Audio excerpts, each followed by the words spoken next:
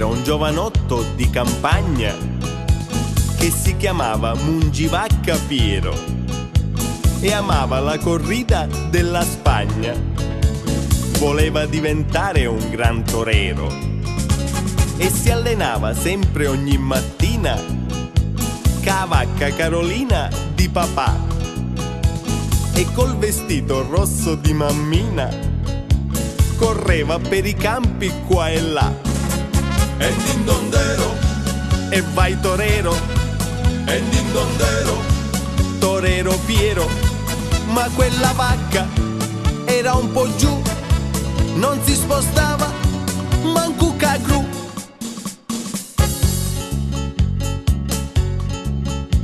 Un giorno vinse un viaggio per la Spagna, tutto pagato solo per l'andata.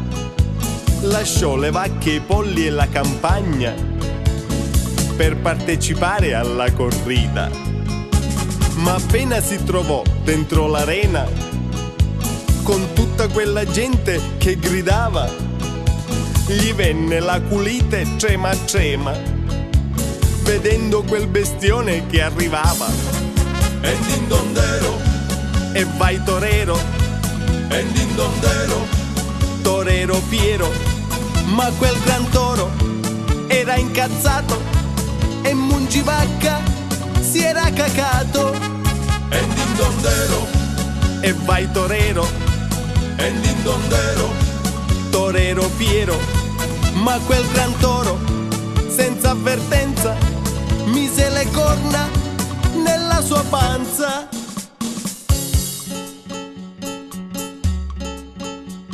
Ci fu un minuto e più di sofferenza. Il toro lì svenuto senza corna e Piero che toglieva dalla panza il padellone rosso della nonna.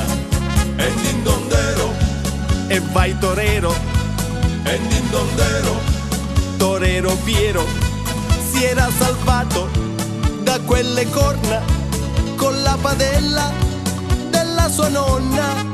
e dindondero, E vai torero, e dindondero, torero Piero, e da quel giorno il mondo intero lo battezzò col nome vero, Scornavacca Piero.